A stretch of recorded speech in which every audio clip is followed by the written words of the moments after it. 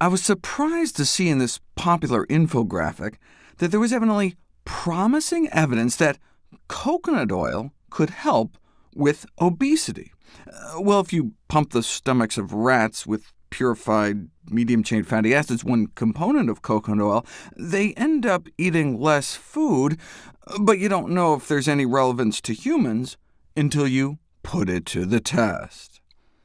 Researchers compared breakfast with the same amount of dairy fat, coconut oil fat, or tallow, beef fat, and no effect on hunger, fullness, satisfaction, or how much they then went on to eat at lunchtime.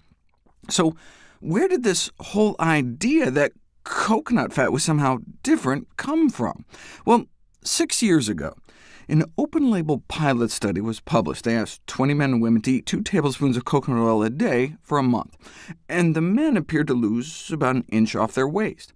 Now, open label means that the participants knew what they were eating. There wasn't like some placebo control. In fact, there was no control group at all, so you don't know if the effects would have just happened anyway without the coconut oil. There's a well-recognized effect in dietary studies where just being in a dietary study under observation tends to lead to a reduction in caloric intake, because they're going to weigh you and looking over your shoulder.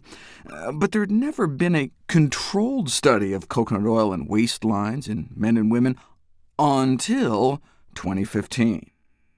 About 100 men and women were given about a tablespoon of coconut oil a day for 3 months, and lost nearly an inch off their waist after 3 months compared to control. What did the control group get instead? Nothing.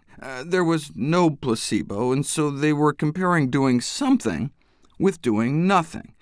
And when one does that, there's often a placebo effect, regardless of the true efficacy of the treatment.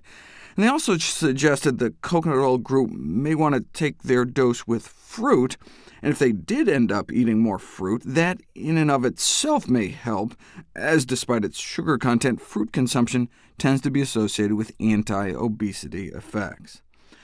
What we need to see if coconut oil has some special effect is to give people a spoonful of coconut oil versus some other oil and see if there's any difference. And when you do that, 2 tablespoons of coconut oil a day versus 2 tablespoons of soybean oil a day, no significant difference in waistlines. But what did happen was a significant increase in insulin resistance in the coconut oil group, which is what eventually causes type 2 diabetes, despite being told to increase fruits and vegetables, cut down on sugars and animal fat, and despite an exercise program of walking 50 minutes a day, 4 days a week. The only other placebo-controlled study of coconut oil and waistlines was published in 2017, and no significant changes in weight, or waist, or hip measurements, total fat, belly fat, nor butt fat. No benefit to coconut oil for obesity over placebo shown in any study to date. So how can coconut oil proponents get away with saying otherwise?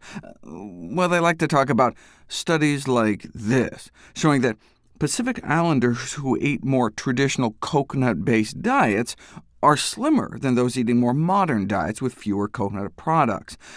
But guess what they were eating instead?